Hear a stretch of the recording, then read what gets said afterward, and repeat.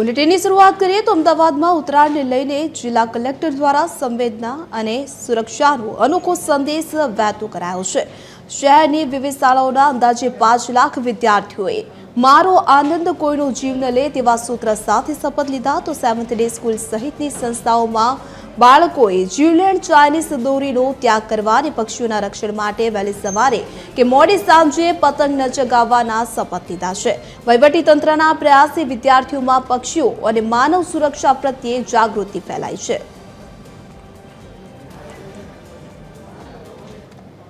સાથે સાથે અમદાવાદ શહેરની તમામ શાળાઓમાં પણ 9 વાગ્યા પહેલાં અને સાંજે 5 વાગ્યા પછી ખાસ કરીને